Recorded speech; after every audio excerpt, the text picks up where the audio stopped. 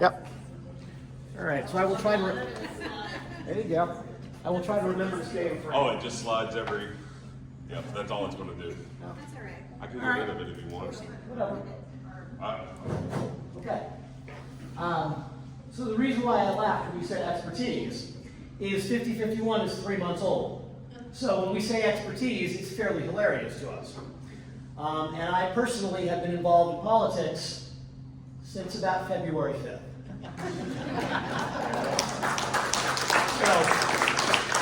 I have always voted. However, I haven't actually done anything. Okay, I've done some social stuff with technology.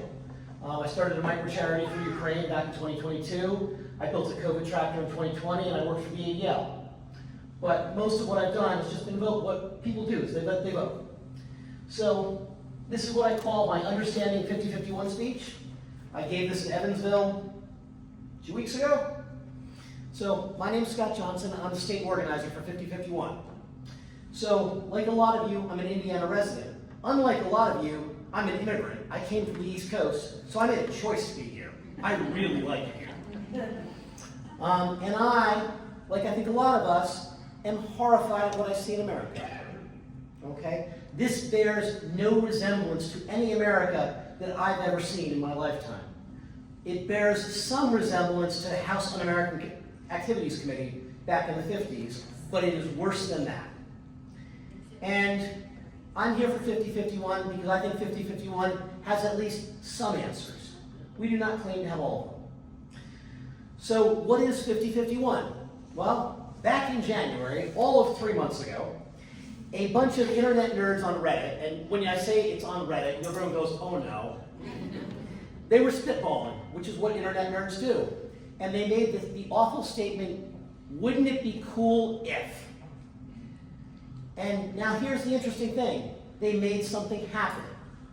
That's the rare thing, because usually on the internet, we just spitball. We argue, we chat, nothing ever happens. And what they said was, wouldn't it be cool if we ran the same protest in 50 states, in 50 capitals, at one time? 50, 51. Really simple.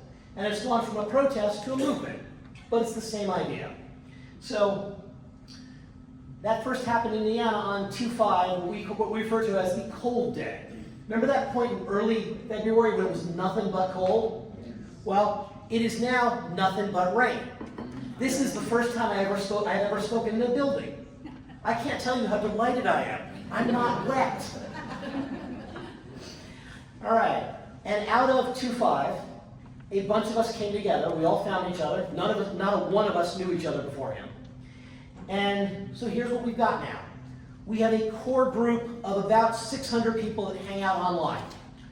We use a tool called Signal. Yes, that Signal. And unlike SecDef Hegseth, we are allowed to use it because we are civilians. He's not allowed to use it. He's breaking federal law every message he sends, because there are very strict federal regulations on what's called records retention.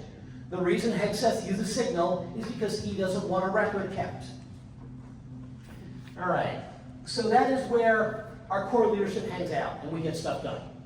And we do a lot of other things. We talk online, we plan arts and crafts projects, etc. We do what any group of people does. We also have social media channels that range from Facebook to YouTube to TikTok to Discord to Reddit to Blogspot. Our social media team is about 20 people. We have protests in Indianapolis at the State House on the regular. On 4/5, we had over 6,100 people in attendance. That's not my count lying to you. That's the number Wish TV reported to us when they ran a drone over the crowd. When we counted the marchers by putting somebody out at one of the corners of the State House with a clicker, she counted 4,860 people. So these are amazing numbers for Indiana, right? We say we're a red state. We all use the I'm a blue dot in a red sea. It's not true. There's a lot of blue out there. We have protests going on all over the state. Thank you guys. You guys are very nice. And we have a firm commitment to nonviolence. Now, that is despite what happened in Lafayette, and if anybody wants to talk about Lafayette, I will explain it. I know all the details. I actually know the people involved. We have leadership all over the state. The way we organize is at the state level, congressional district level, county level, town level. This is classic political organization, okay? And we are committed to getting people everywhere. We do not have them everywhere yet. And we have a commitment to work with everyone, not just the big cities, right? So if someone says, I want you to come out to, say, Evansville, I will be there. I've been to Evansville twice now. That is, my God, that is the end of everywhere. Like, it is a long drive. All right, so looping back to what 5051 is, we are shock and awe for protests, okay? We don't do the traditional political stuff, right? You're not gonna find us mailing postcards, okay? And that is not to say that that is not a good and useful activity, but we are nonviolent, but that does not mean we are not angry. Two things can be true at the same time, okay? We are a grassroots organization across the country in every state, and as such, we cannot be shut down. Now, here's also an unusual thing. We don't have any money, okay? So we are not involved with Act Blue. We use Mobilize because someone in our organization stood up and paid the bill herself, okay? We have AV equipment because I went out to Sweetwater up in Fort Wayne and bought AV equipment, right? And the reason for this, and I'm sure you guys understand this a lot better than I do, is that the way traditional politics works in this country is everything you do that involves money puts limits on political speech. 501c3, that's one type of limit. 501c4, that's another type of limit. PAC, that's another type of limit. Now, the way the traditional big orgs, like for example the Heritage Foundation, I hate those guys, do it is they play one side against the other, right? They have some people that are 501c, some people that are 501c4, some people that are PAC, and that's how they manage to skirt the rules. Well, I'm a board gamer. I hate rules lawyers, okay? I hate that person who pops up and says, but well, on page 43, it says we can do X, and no one's ever heard of that rule. So what we do is we just get stuff done. We figure it out. Now, so what makes Indiana 5051 special? Right? I'm biased because I'm here, and I'm also the person in charge, so take what I say with a grain of salt. On the other hand, we keep showing up on Rachel Maddow, so that means we're doing something right. So, unlike most states, because 5051, anyone can be 5051, right? You can just crop up, but unlike most states, we have unified leadership, which means we don't have two chapters in the same town fighting each other, okay? That's deliberate. We worked very hard to achieve that. So I think now you're saying something to yourself like, and I've heard it all, people, and you can say it to me just plain, bunch of internet weirdos, or protests don't change anything. I hear that one a lot. Okay, so here's what I'm going to tell you. Protests today will not change anything. Okay? We are not yet at scale. However, what protests today do is two very important things. Protests today are training us how to protest. Now, if you're a member of a marginalized community, you know this stuff. However, the people in this room, as I look outside, I look out across the room, I think you know what I'm saying. We do not know how to protest. We stopped doing it. We stopped back in the 60s when we thought we won, when we thought our rights were inalienable. We never perceived that somebody would show up in the White House and say, I don't like these people, I want to use these bad words. Okay? I want to normalize hate, because that's what's going on in Washington, and it's time to say it like it is. So, we are teaching ourselves how to protest, right? The first protest we ran was maybe 50 people, and now we are getting crowds of 6,000. Okay? Now, you start getting over 1,000, what you discover is that AV becomes a real problem because everyone keeps coming up to you and saying, I can't hear you. Okay? So now we have professional grade audio equipment. And we are learning to march effectively. We have not yet mastered that. It's a work in progress. The other thing protests do is they make us feel better. Do not underestimate the power of that. Sitting in this room, and when you look across and you see this man in the pink shirt, you know that you are not alone. Okay? Right now, like when I sort of made the decision to get active, I did nothing but doom tube and doom scroll. Did not make me feel better. Not at all. Okay? And I love the internet, right? I love speakers like Kyle Kulinski, Rachel Maddow, Lawrence O'Donnell. I appreciate the truth that they give, but it didn't make me feel better. What made me feel better was when I got in my car and I drove to the State House on February 5th, and I stood out in the cold. And that was a miserable day. And marched around the State House. So, if nothing else, coming to a protest will make you feel better. There's a statement in the protest community that says, action is the answer to anxiety. Okay? And everyone in America is anxious right now because we all feel something bad is coming. Now, the other thing that's going on with protests is we are sourcing people for the movement. Make a smart sign. One of us will notice. Come up to us and talk to us. We're really going to notice. Offer to help and hi there, I'm your friend. Okay? And in all seriousness, like, we're running a large-scale distributed grassroots organization. And we are always looking for people, right? If you have skills, we will interview you, we'll figure out what you can do for us, and we will be very, very grateful. Okay, and I'll talk more about that at the end. So what's the goal here, right? Why are we doing this? Well, there is a professor out of Harvard, and I love academics, because they study all kinds of things. I had no idea before all this that there were people that studied authoritarian governments. And one of those people, her name is Erica Chenoweth.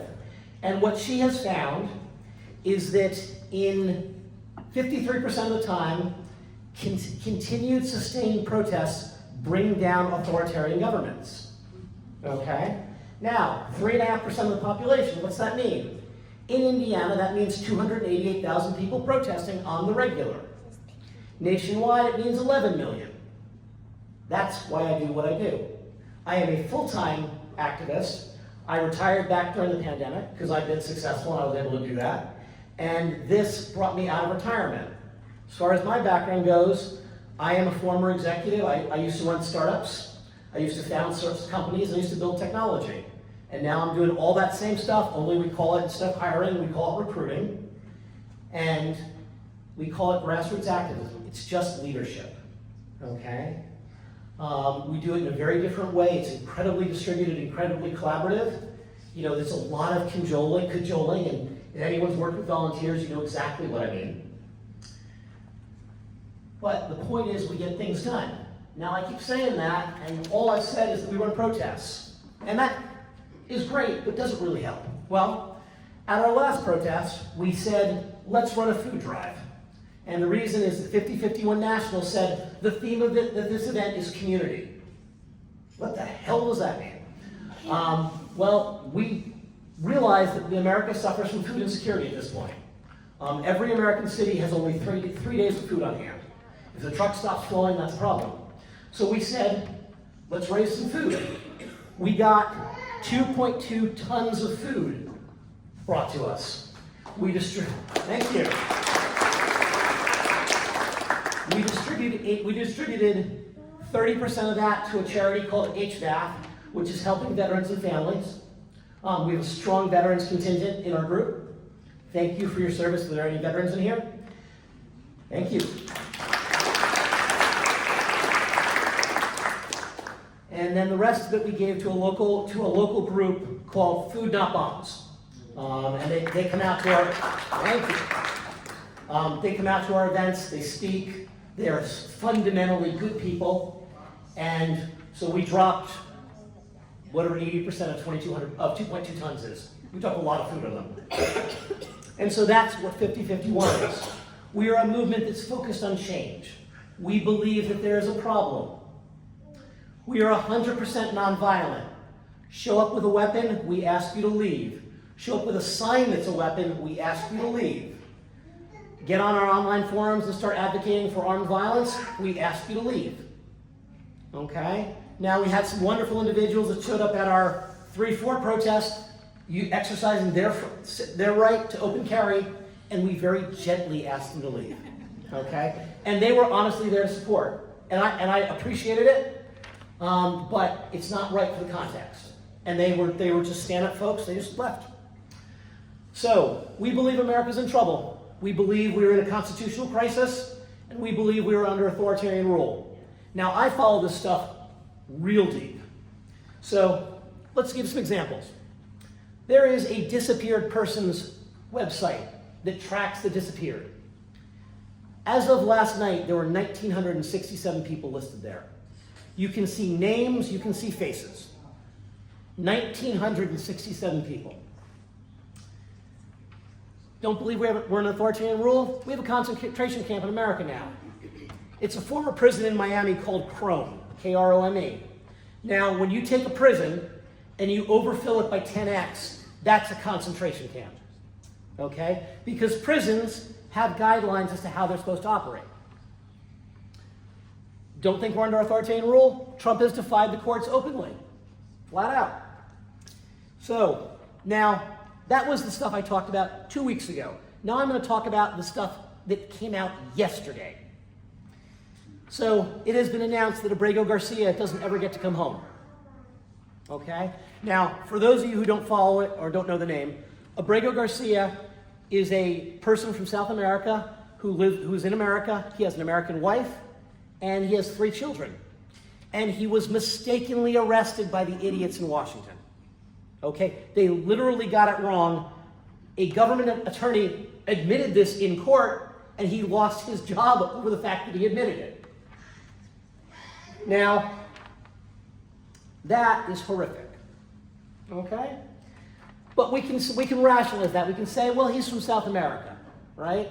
We can make that statement. We can put that in our minds. We can sort of get away with it. It's not right, but we can do it.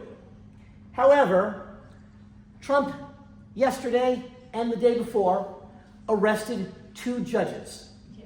One current judge, one former judge. One of them was a woman in Milwaukee. The other was a Hispanic man in New Mexico. Now, that to me is all of this is a huge deal to me. That's really bad though, because judges are supposed to be the arbiters of what's right and wrong in America. And now we're arresting them. Now, I believe one of them may have already been released. Doesn't matter. That's straight out of the fascist handbook. Okay? That's an intimidation tactic that says to any other judge, do not defy me. And this is the worst part to me. Trump got the FBI to do it. So an organization whose motto is literally fidelity, bravery, and integrity has been broken. That means something. So I am very uncomfortable with that. So what do we do? Everybody comes to me and says, what do we do? So I will tell you some things that we do. The first thing that's going to happen is starting this Friday, we're going to start protesting every Friday. I don't know where yet. I don't know when yet. It hasn't even been officially announced. I haven't even gotten my leadership to buy in. Doesn't matter. I will follow the dictates of my conscience because I was the idiot who held one sign at Tesla at the very beginning. Okay? Now, the reason why Fridays are so significant is because in South Korea, that's what brought down that government, was Friday evening protests. Okay? And you don't have to come to Indianapolis to protest. You can protest on that street corner. You can protest on that street corner. All it takes is one person with a sign. I am a huge fan of what I call micro-protests. Okay? So that's the first thing. The second thing is we'll be holding signs at the FBI offices in Castleton starting next week. Why? Because you don't get to call yourself the Federal Bureau of Investigation and say fidelity, bravery, and integrity and do this stuff. Okay? Quite honestly, every FBI agent should have walked off the damn job yesterday. I'm appalled. Because this is an organization that claims that they are the guardians. I'm appalled. All right. So when I say what can we do, there are things we can do. Does it make a difference? Yes, it will make a difference. It will change minds. Okay? We are not at scale yet, and we will get there. But it has to start. Now, if you haven't been out on a protest line, yes. Oh, I'm sorry. Yes. Is that better? Sorry about that. I'm bad about that sometimes. If you haven't been out on a protest, start locally. Okay? It's a lot less scary there than it is at the State House. Get a feel for it. It's not hard. Okay?